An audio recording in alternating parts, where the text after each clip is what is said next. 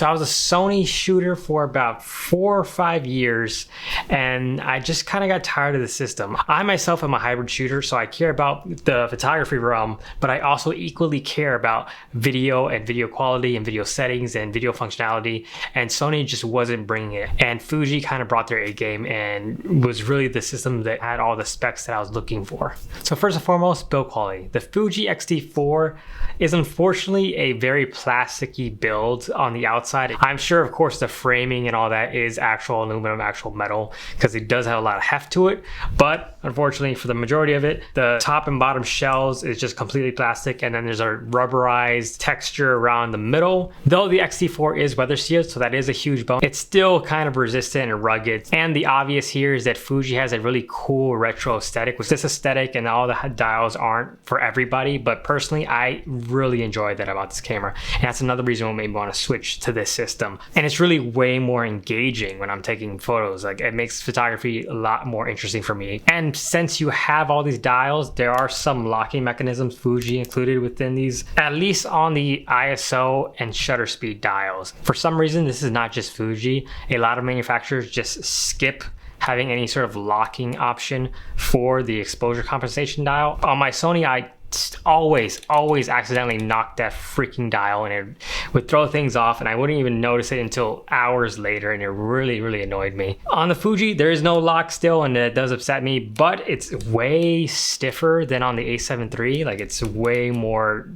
force that's needed to actually churn that dial. Beyond the dials, you also have a physical focus mode selector, which is pretty cool. And again, I do like it, but I don't like the placement of it. It's a bit difficult to see, like if you're trying to switch on the fly. Fuji's also extremely generous when it comes to custom buttons. There are plenty to choose from on this camera, and then pretty much every button on this thing can be reworked and remapped to whatever you want it to do. And while we're on the buttons, all of them do feel really tactile and high quality. They don't feel like cheap, shallow pushes. Like, feel really good, really responsive. The shutter button, I know a lot of people have been complaining online that it's not as tactile as the other buttons. It actually feels pretty good to me. I think it's very responsive. It feels nice. I mean, it's a little mushier than all the other buttons you're gonna find on the body, but it's not a bad shutter button. It feels good to me. You also have the front and rear dial like most other mirrorless cameras out there. You can use those more traditionally like any other camera you've been using out there. My only complaint about that is that there's only 2 on this camera. Sometimes there's a third dial at the very bottom on like the menu ring. The Sony A7 III has that, if you know what I'm talking about there. This only has 2 because I'm guessing Fuji assumed that most people are going to be using it with the analog dials that it already includes. But there is an option in the menu system to use more video focused control system, which means those front and rear dials.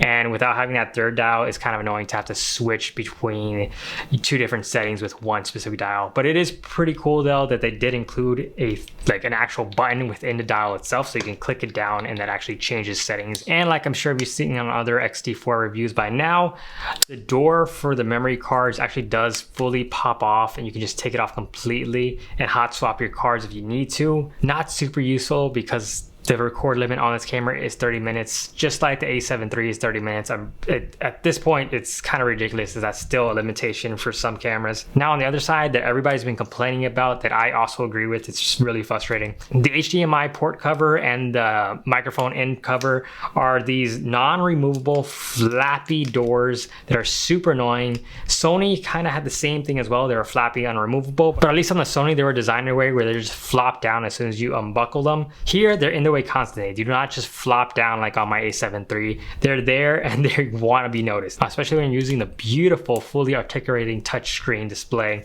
to see yourself and you have a microphone plugged in. It's something that I don't understand why they went back on, especially since the other side still has a removable door. I don't get what the problem was there. Minor complaints I do have about this camera, but for the most part, I'm extremely happy with it. But that's one of the things that I was like, that doesn't even make sense. Why would you do that? I don't understand. Now, when it comes to ports, they did remove the headphone jack. All the other ports are exactly the same. You have your HDMI, micro HDMI port, you have your microphone in port, and then you have your remote port. But they did remove the headphone jack, and now it's a USB-C port that you can use for charging or for plugging in your headphones with the included adapter, which is nice. If they're gonna go that route, honestly, I would have preferred myself if they just eliminated the HDMI port as well, and they also turned that into a USB-C port. Actually would have been super handy because micro HDMI is terrible. It's a really bad port. It constantly breaks. I wish they would have just gone full throttle with USB-C and just taken out the HDMI port as well and put 2 USB-Cs in there that you can use, either one for charging, either one for headphones, and either one for display out. Back to the screen quickly, it is fully articulating and it's fantastic. It's something I've been dying to have on my cameras again